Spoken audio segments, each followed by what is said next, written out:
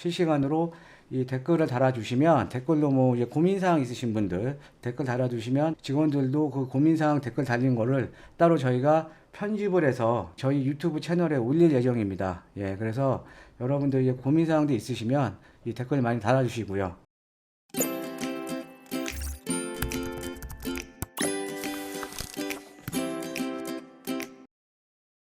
안녕하십니까. 드림부동산투자연구소 남태훈 본부장입니다.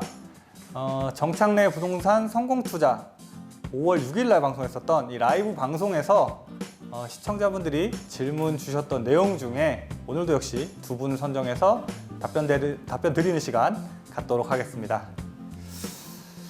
자, 먼저 첫 번째 질문 사연입니다. 대화명 개승희님께서 질문을 주셨는데요. 일산 요진 YCT가 비규제 지역이라는데 투자를 고려하고 있습니다. 투자 어떤가요? 라고 질문 주셨습니다. 답변을 드리도록 할게요. 자, 지금 제가 미리 이 요진 YCT를 찾아놨는데, 자, 보면은 이쪽에 있습니다. 일산의 요진 YCT인데, 이 요진 YCT 같은 경우에는 이제 주상복합으로 구성된 아파트고요. 굉장히 고층 아파트입니다. 이게 59층짜리 아파트인데 고층으로 구성되어 있고, 이제 5년차 된 비교적 신축 아파트라는 점이 특징적인 부분이에요. 자, 그래서 이 일산이라는 지역이 전체적으로 이제 1기 신도시로 구성되다 보니까 노후된 아파트가 대부분이라는 이 약점을 갖고 있는 그 와중에 이제 신축급 이제 주상복합 아파트로 좀 인기가 있는 그러한 단지였습니다. 이 단지 같은 경우에는 보면은 일단 이 입지부터 살펴보면 어찌 보면 일산의 입구라고 할 수 있는 이 백성역이죠. 3호선 백성역에서 뭐 도보로 뭐 한 3분 내지 5분 정도 아주 가까운 거리에 위치하고 있고요. 바로 옆에는 이제 고양 종합터미널이 위치하고 있고, 또 뭐 건너편에 코스트코라든지 뭐 백화점, 이런 다양한 어떤 쇼핑 시설들 잘 갖춰져 있는 곳에 위치하고 있습니다. 바로 인근에는 또 백석공원도 위치하고 있어서 뭐 녹지도 잘 갖춰져 있다라고 보시면 돼요. 자, 그런데 결론적으로 먼저 결론부터 말씀을 드리면은 저는 이 투자에는 반대 의견을 좀 드리고 싶습니다. 자, 왜 반대를 하냐면은요, 우리 시청자분이 말씀하신 내용 중에 이 일산 지역이 비규제 지역으로 이제 바뀌면서 투자를 생각하고 있다라고 언급을 해주셨어요. 맞습니다. 과거에 일산이 이제 조정 대상 지역에서 이제 비조정 대상 지역으로 바뀌었죠. 이제 규제가 해제가 된 거죠. 해제가 되면서 많은 투자 수요들이 유입될 것으로 예상을 했었습니다. 그리고 실제로 일부 조금 역에서 가까운 입지가 좋은, 일산 내에서도 입지가 좋은 지역들 중에 역에서 가까운 역세권에 위치한 아파트들은 소폭 가격이 상승하기도 했어요. 자, 그런데 일산의 가장 큰 약점은 역시 주변에 있는 신축 공급 과다의 우려들입니다. 자, 보면은요, 지금 아까 요진 YCT가 요 고양 터미널 바로 옆에 있었던 거죠. 이쪽이 이제 시청자분이 보고 있는 요진 YCT인데, 보면은 어쨌든 이 일산이라는 1기 신도시는 결국 서울의 대체제예요. 서울의 대체제. 자, 그 대체제라는 얘기는 서울이 비싸서 서울로 못 가는 사람들이 상대적으로 서울보다 싼 가격을 찾아서 이제 수도권으로 나가는 거거든요. 자, 그런데 서울의 비싼 가격을 감당하지 못해서 이렇게 나왔는데, 어찌됐건 일산에서 지금 요진 ICT가 얘가 신축급이기 때문에 아직까지는 메리트가 있다라고 말씀을 드렸잖아요. 근데 만약에 주변에 오히려 일산보다 좀 더 서울과 가까운, 또 좀 더 인접한 곳에 신축이 많이 들어선다면 어떨까요? 과연 이 아파트가 그 대체제로서의 역할을 과연 잘할 수가 있을까요? 아니죠. 보세요. 이 대곡역 주변으로 해가지고 이제 택지지구 조성되고 있죠. 그리고 지도를 좀 더 줄여볼게요. 자, 지도를 좀 더 줄여보면, 자, 이렇게 지도를 좀 더 크게 해서 보면은요, 이쪽이 아까 요진 ICT죠. 조양 터미널 옆에 있는 거 ICT인데, 자, 보면은 대곡역 옆으로도 택지지구가 새로 조성되고 있고요. 자, 그리고 여기 이제 삼송지구죠. 삼송에도 신규 택지지구가 지정되고 있고 조성이 되고 있고, 옆에는 이제 지축입니다. 지축 쪽도 이렇게 조성이 되고 있죠. 자, 여기에다가 역시나 가장 큰 관심을 받고 있는 아래쪽에 이제 창릉, 이제 3기 신도시예요. 3기 신도시도 조성이 되고 있습니다. 자, 여기가 시청자분이 보고 있는 요진 YCT인데, 자, 여기보다 어디 있니? 네, 이쪽부터가 여기가 서울이에요. 자, 여기가 서울인데, 이쪽부터 해가지고 좀 더 서울 쪽하고 가까운 곳에 지금 큰 덩어리로 구성되고 있는 택지지구가 벌써 4개나 되고 있습니다. 자, 거기에다가 이 연신내역 인근에 있는 은평 뉴타운드 같은 경우에는 가격대가 이 지금 형성되어 있는 요진 YCT 가격대보다 그렇게 많이 비싸지도 않아요. 가격적으로 이 요진 YCT가 돋보일 수 있는 어떤 메리트가 부족하다는 점도 조금 약점이라고 볼 수가 있어요. 자, 가격을 한번 좀 놓고 보면은요, 가격도 미리 찾아놨는데, 이 요진 YCT가 평형이 다양합니다. 그런데 2400세대 중에 메인으로 구성되어 있는 이 36평형, 1024세대나 되네요. 이 36평형을 기준으로 봤을 때 매매 가격이 7억 6천이고요. 전세 가격이 5억 4,500이네요. 그러면 실제로 들어가는 투자 금액으로는 한 2억 3천 정도 투자 금액이 들어가는데, 자, 문제는 이 매매 가격에 있습니다. 매매 가격 7억 6천이라고 했죠? 아까 이거 지금 실거래가요. 아까 제가 말씀드린 이 서울의 은평 뉴타운 있잖아요. 은평 뉴타운 같은 경우에는 30평형대, 33평형대 기준으로 해가지고 매매 가격이 8억에서 8억 중반까지 형성이 되어 있어요. 연식은 물론 은평 뉴타운이 이 요진 YCT보다는 조성된지 좀 더 일찍 조성돼가지고 연식은 뭐 이제 10년 초반대, 그러니까 10년 차 초반대쯤 돼 있는 곳이 이제 은평 뉴타운인데, 아무리 뭐 연식의 차이가 난다 치더라도 가격을 직접적으로 놓고 봤을 때 7억 6천하고 8억에서 8억 5천. 자, 가격적으로 차이가 별로 없네요. 얘가 가격적으로 메리트가 있어야지만 이 가격하고, 그러니까 서울에 있는 가격하고 비교했을 때 가격적으로 메리트가 있어야지만 추가적으로 수요가 들어오면서 가격이 올라갈 거 아닙니까? 얘가 만약에 8억이 넘어가고 또 8억 5천이 넘어간다면 아무리 여기가 비규제 지역이어도, 비규제 지역이라도 아니 서울로 가지 이쪽으로 갈 이유는 없잖아요. 그죠?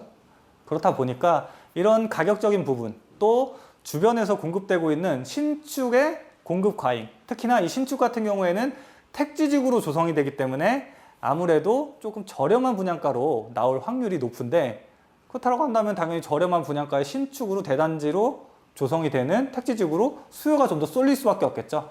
그래서 투자 목적으로 이 요진 YCT를 투자하시기에는 사실 그렇게 베스트는 아니다.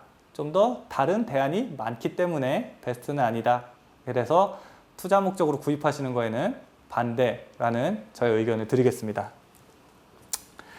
자, 두 번째로 이제 선정된 시청자 질문은요, 이제 안혜자님입니다. 대화명 안혜자님이 올려주셨는데, 송파구 송파동에 112-3번지 1층 9분 상가를 작년에, 2년 전입니다. 2년 전에 1억 8천에 구입을 했습니다. 근데 이 상가가 실평수는 14평 반 정도 되고, 현재 보증금 1,000만 원에 월 100만 원 정도의 월세를 받고 있다라고 하셨습니다. 자, 그런데 요거를 매도를 해야 할까요? 이렇게 질문하셨어요.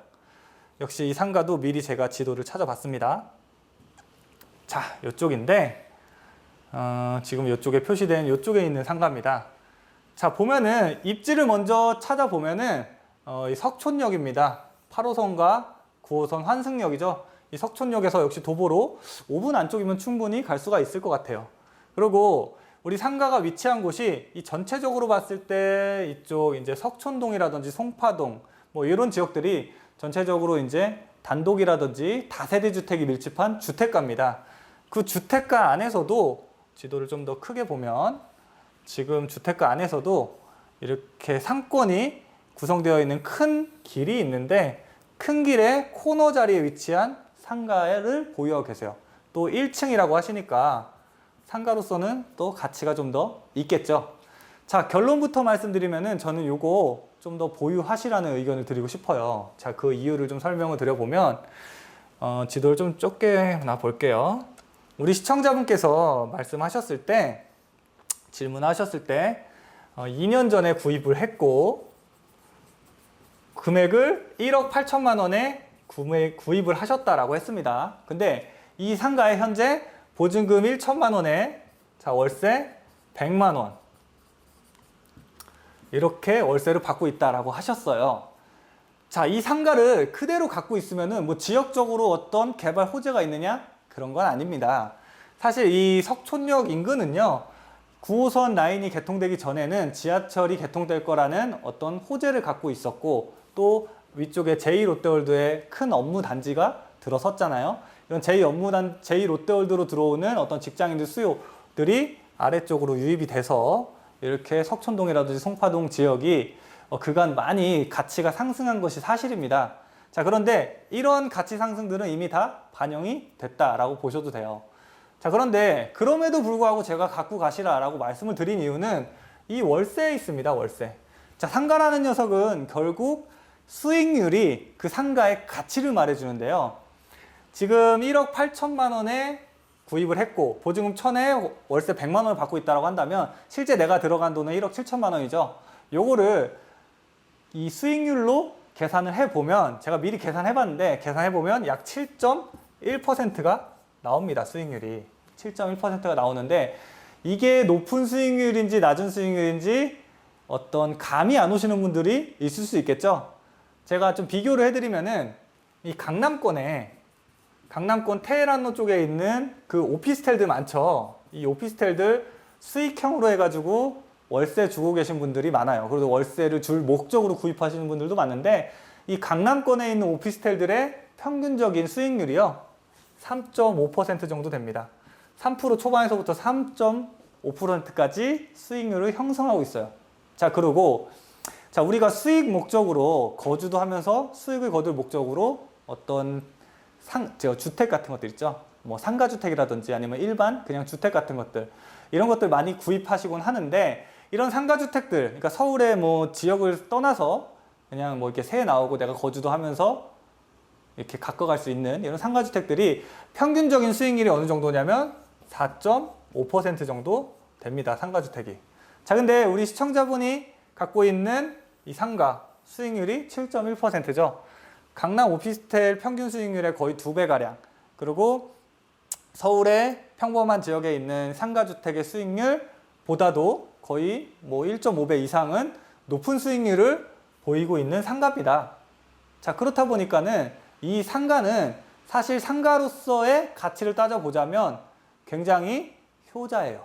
똘똘한 녀석입니다. 수익률이 굉장히 잘 나오는 편이에요. 자, 그렇다 보니까 크게 어떤 뭐 팔아서 내가 이 돈을 어디에다 써야 된다고 하는 이런 어떤 사정이 없으시다라고 한다면 그대로 보유하시는 게 좋겠다라는 의견 드리겠습니다. 자, 오늘 준비한 영상은 여기까지입니다. 5월 6일 날 방송했었던 정착내 부동산 성공 투자 실시간 라이브 방송의 시청자 질문 사항에 대한 이제 답변 오늘 다 해드렸고요. 또 다음 시간에 또 이제 라이브 방송했었던 이 내용들, 시청자분들이 올려주셨던 질문 내용들 중에 또 선정을 해서 답변 드리는 영상 올려드리도록 하겠습니다. 자, 오늘 준비한 영상은 여기까지고요. 오늘 준비한 영상이 좋으셨다면 좋아요와 구독하기, 또 알람 설정 버튼 눌러주시기 바랍니다. 저는 그러면 다음에 더 좋은 영상으로 찾아뵙도록 하겠습니다. 감사합니다.